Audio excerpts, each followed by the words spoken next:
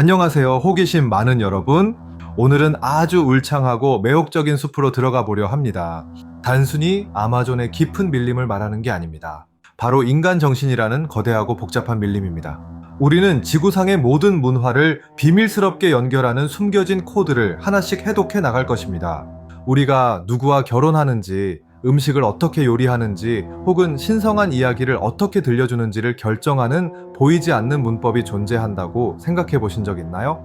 여기 그렇다라고 당당히 말한 한 남자가 있습니다. 인간 관습의 겉모습은 혼란스러워 보이지만 그 속에서 수정처럼 맑은 질서를 찾아낸 사상가입니다. 제가 말하려는 사람은 클로드 레비스트로스입니다.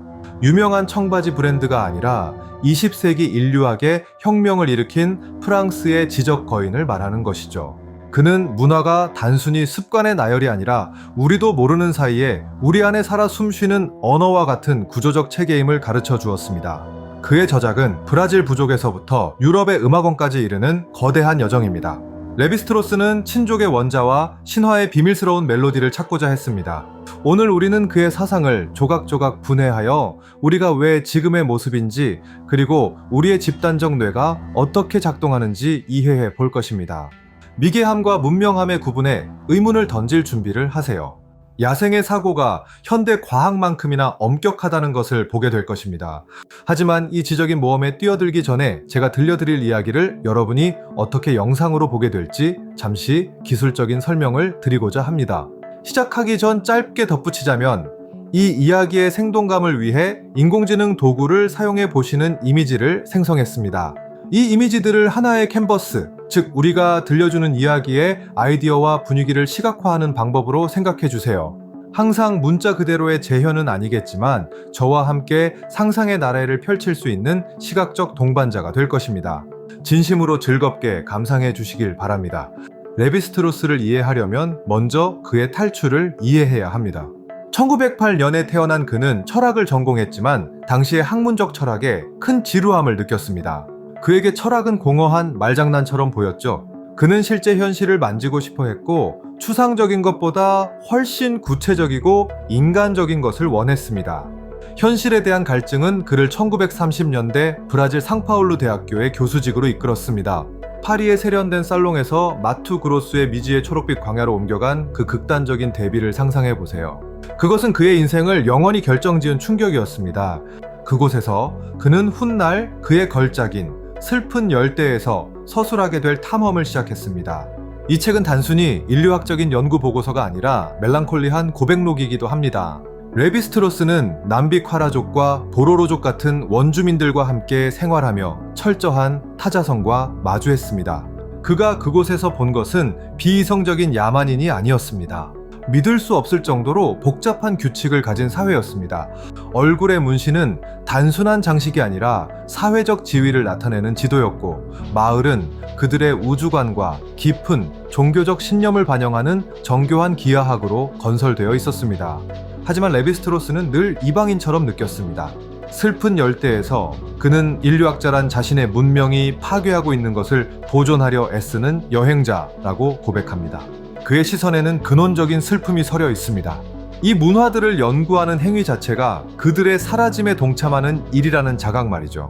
그러나 그의 사상의 진정한 전환점이 찾아온 곳은 정글이 아닌 도서관이었습니다. 제2차 세계대전 중 유대인이었던 레비스트로스는 유럽을 탈출해야 했습니다.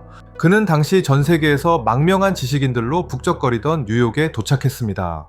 뉴욕에서 그는 천재적인 러시아 언어학자 로만 야콥슨을 만났습니다. 야콥스는 그에게 구조 언어학을 설명해 주었습니다. 말소리, 즉 음소는 그 자체로는 의미가 없으며 체계 안에서 다른 소리와 구별될 때에만 가치를 지닌다는 내용이었습니다. 이것은 레비스트로스에게 폭발적인 깨달음이었습니다. 그는 생각했습니다. 만약 언어가 무의식적인 대립구조를 통해 작동한다면 문화도 마찬가지 아닐까? 결혼 규칙, 신화, 의례가 우리도 모르는 사이에 우리 자신에게 말하는 일종의 언어라면 어떨까? 그렇게 구조 인류학이 탄생했습니다. 핵심 아이디어는 방대한 인류 관습 아래에 보편적인 정신구조가 존재한다는 것입니다.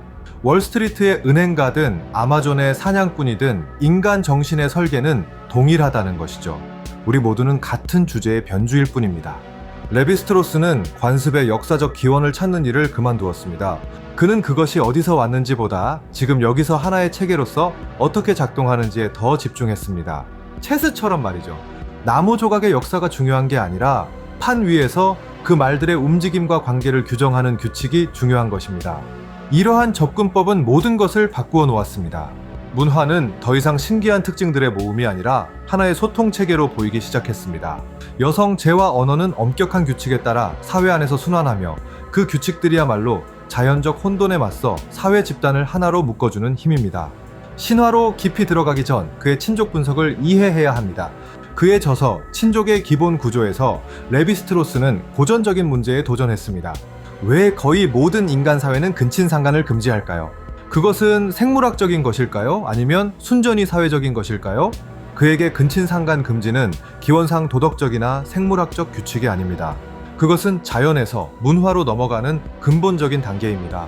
자신의 집단 안에서 여성을 금지함으로써 남성들은 다른 집단과 여성을 교환할 수밖에 없게 됩니다. 금지가 곧 동맹을 강제하는 것이죠. 이것은 문화가 하나의 부정에서 시작됨을 의미합니다. 우리는 사회적 규칙을 만들기 위해 자연적인 것, 즉 즉각적인 본능에 아니오라고 말합니다. 근근상간 금기는 규칙 중의 규칙이며 인간 사회의 빅뱅입니다. 이 교환이 없다면 우리는 사회 없이 작은 생물학적 가족 단위로 고립되었을 것입니다. 레비스트로스는 친족의 원자라고 부르는 것을 확인했습니다. 그것은 아버지, 어머니, 자녀로 구성된 핵가족이 아닙니다. 그에게 최소 단위에는 외삼촌이 포함됩니다. 왜일까요? 외삼촌은 여성을 보내준 집단의 대표이기 때문입니다. 외삼촌이 없다면 동맹도 없고 사회 구조도 없습니다. 이것이 기술적으로 들릴 수도 있지만 그 함의는 심오합니다. 우리의 사회적 정체성은 생물학이 아니라 관계에 달려 있다는 뜻입니다. 우리가 형제, 아버지 혹은 남편인 이유는 우리보다 앞서 존재하며 우리를 정의하는 상징적 교환망 안에서 특정 자리를 차지하고 있기 때문입니다. 이제 그의 가장 아름답고 유명한 개념 중 하나인 야생의 사고로 넘어가 봅시다. 1962년 그는 서구의 오만함에 도전하기 위해 이 제목의 책을 출간했습니다. 수세기 동안 사람들은 원주민들이 어린아이 같거나 논리 이전의 사고를 한다고 생각했습니다. 레비스트로스는 그 편견을 산산조각 냅니다.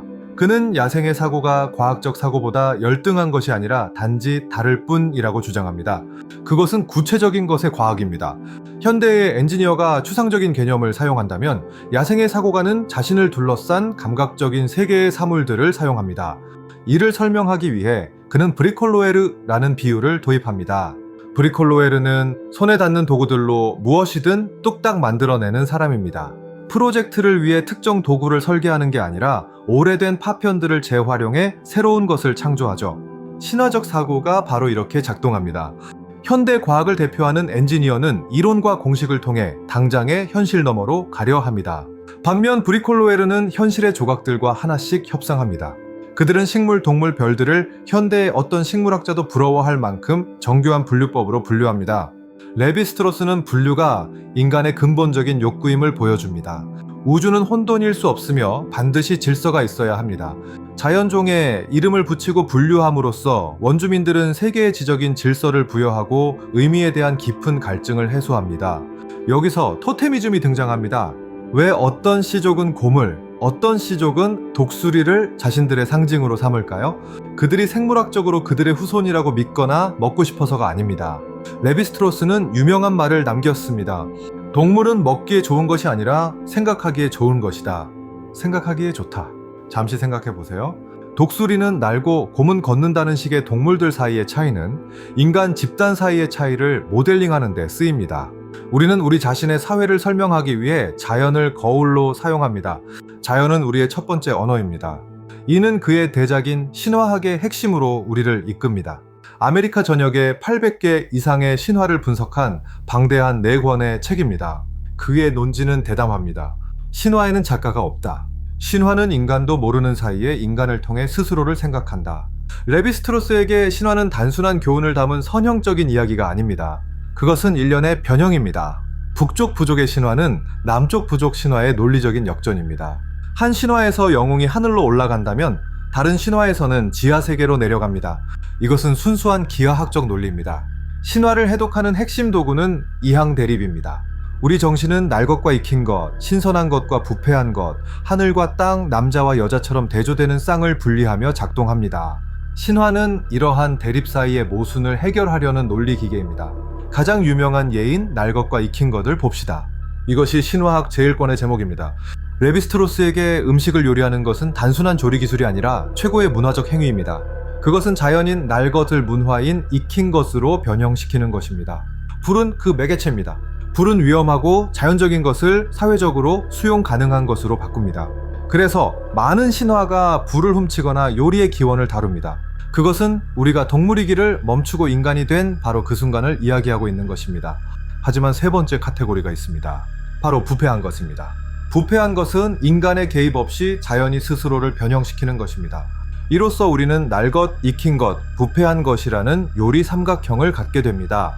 레비스트로스는 어떤 민족의 관습이라도 이 삼각형 안에 배치할 수 있음을 증명했습니다. 매혹적인 점은 그가 신화를 음악에 비유했다는 것입니다. 사실 그는 음악과 신화가 쌍둥이라고 말했습니다. 둘 다 전개되는데 시간이 필요하지만 동시에 시간을 없애려 합니다.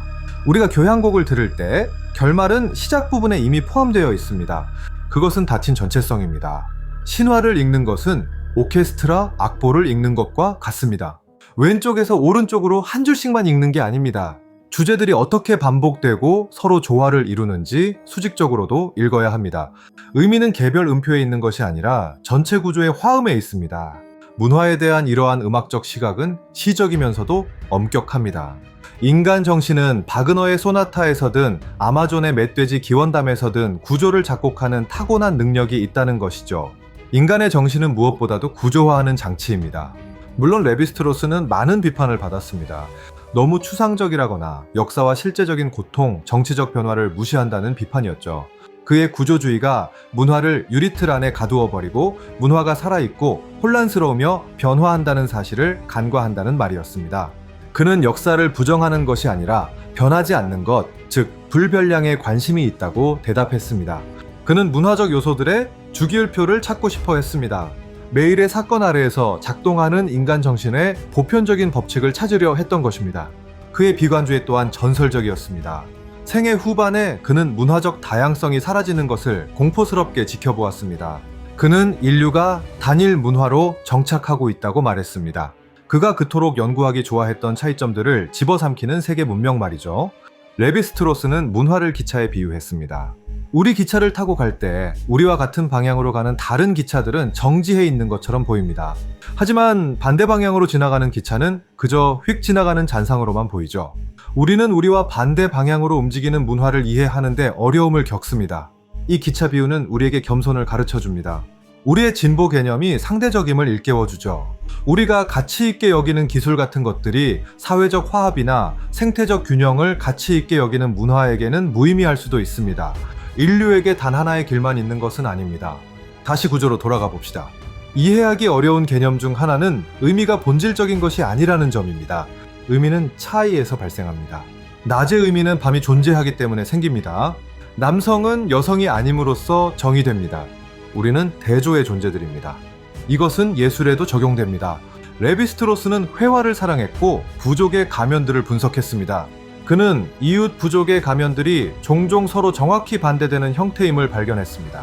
한 부족이 오목한 모양과 붉은색을 쓴다면 이웃 부족은 볼록한 모양과 검은색을 썼습니다.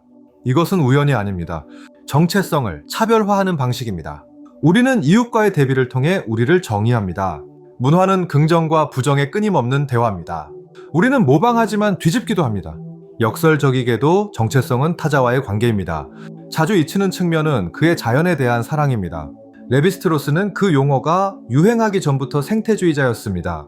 그는 인간을 모든 것의 중심에 두고 자연과 분리시킨 서구의 휴머니즘이 치명적인 실수를 저질렀다고 믿었습니다. 그에게 인간은 창조물의 주인이 아닙니다. 그저 수많은 승객 중 한 명일 뿐입니다. 그가 연구한 야생의 문화들은 우리가 잃어버린 지혜를 가지고 있었습니다.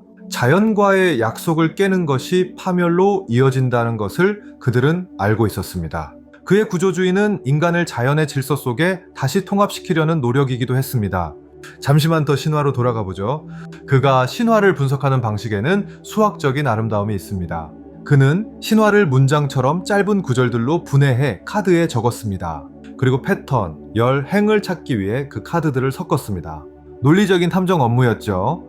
그는 신화소라고 부르는 특정 요소들이 끊임없이 반복된다는 것을 발견했습니다. 신화소의 예로 영웅이 괴물을 죽인다를 들 수 있습니다. 하지만 중요한 것은 고립된 행동이 아니라 다른 행동들과의 관계입니다. 영웅이 불로 죽이나요? 아니면 물로 죽이나요? 낮인가요? 밤인가요?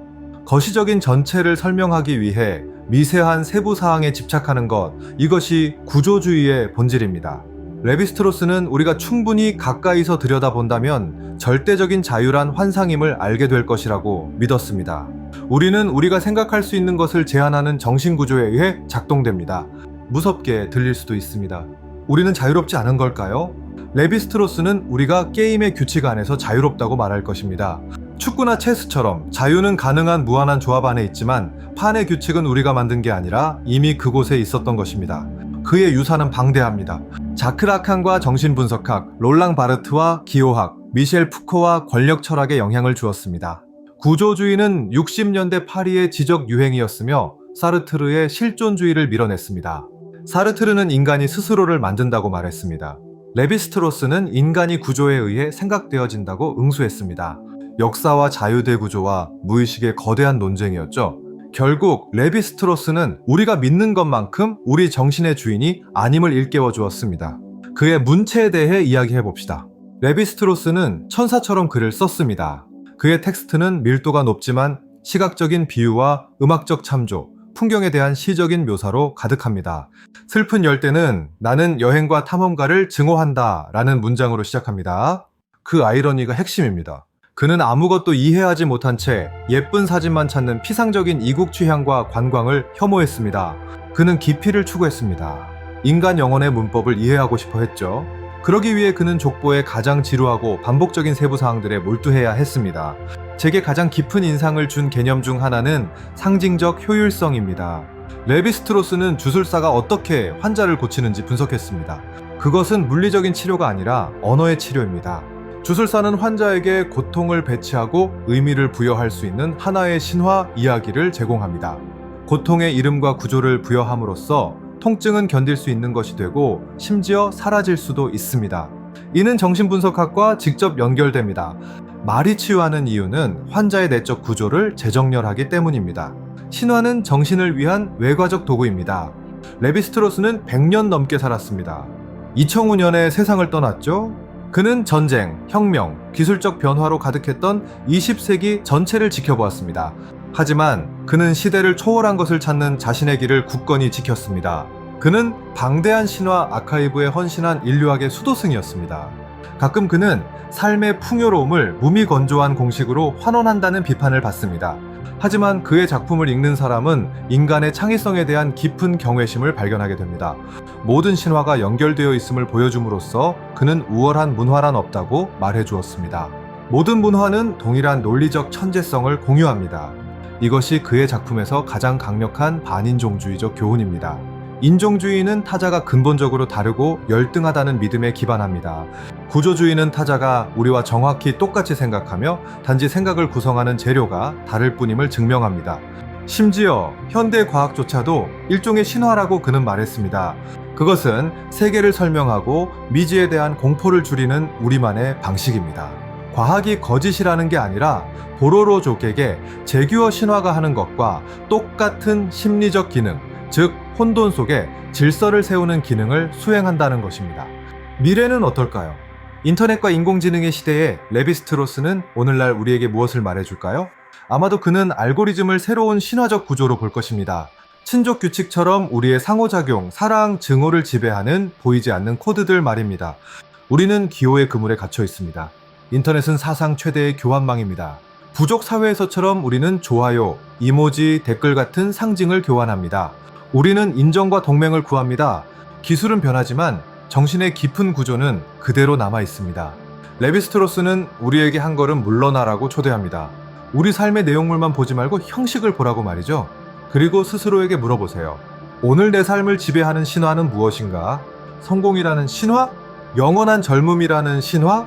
어떤 이항 대립이 나의 정치적 견해를 구조화하고 있는가? 좌파와 우파, 친구와 적, 우리와 그들. 우리는 여전히 이진법으로 생각합니다. 그 논리에서 벗어나기란 쉽지 않죠. 하지만 그것을 의식하는 것이 구조의 맹목적인 노예가 되지 않는 첫걸음입니다.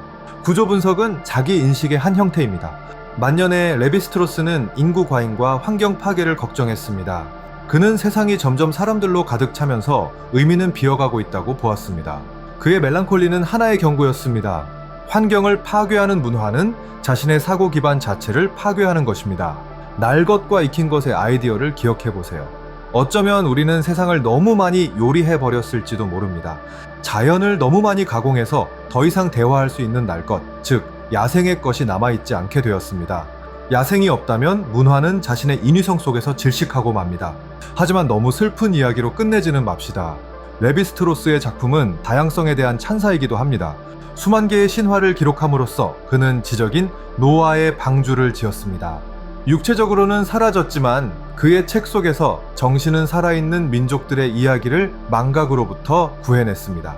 우리가 신화학을 펼칠 때마다 그 목소리들은 다시 살아납니다. 재규어, 주머니쥐, 사기꾼 영웅까지. 그들은 우리 정신 속에서 다시 논리의 그물을 짭니다. 레비스트로스는 우리에게 이 구조들의 불멸성을 선물했습니다. 인간의 정신이 얼마나 방대하고 파괴 불가능한지 보여주었습니다. 결국 구조주의란 무엇일까요? 그것은 인간 영혼에 침묵하는 음악을 찾는 일입니다. 우리가 허공에서 즉흥 연주를 하는 솔로 연주자가 아니라 우리 자신의 생물학과 사회가 수천 년 전에 써내려간 악보를 연주하는 거대한 오케스트라의 일원임을 이해하는 것입니다. 클로드 레비스트로스는 우리에게 그 음악을 듣는 법을 가르쳐준 지휘자였습니다. 행간을 읽는 법을 가르쳐 주었죠. 얼굴의 문신, 요리 레시피, 그리고 소나타가 질서를 창조하려는 동일한 인간적 욕구의 대등한 표현임을 보게 해주었습니다. 아마도 그의 가장 중요한 가르침은 멀리서 보는 시선일 것입니다. 마치 외계인 인류학자가 된 것처럼 우리 자신의 문화를 바라보는 법을 배우는 것이죠. 익숙한 것에서 낯선 것을 발견하는 것입니다. 우리는 왜 넥타이를 매나요? 생일에 왜 촛불을 끄나요? 자연스러운 것은 없습니다. 모든 것이 상징입니다. 우리의 관습을 탈자연화함으로써 우리는 자유를 얻습니다. 우리의 규범을 신성한 법이 아닌 문화적 선택으로 보게 됩니다.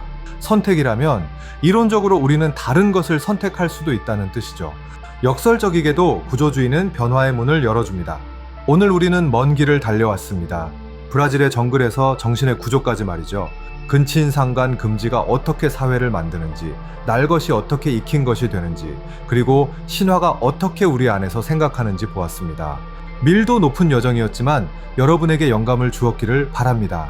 다음에 어떤 이야기를 듣게 된다면 그 구조에 주의를 기울여 보세요.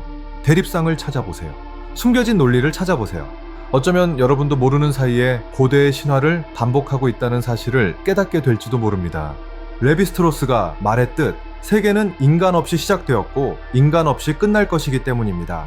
하지만 우리가 여기 의식의 짧은 간극 속에 머무는 동안 우리의 임무는 이해하는 것입니다. 우리를 묶어주는 유대감, 우리를 형성하는 구조, 그리고 우리 야생의 사고가 지닌 아름다움을 이해하는 것 말입니다.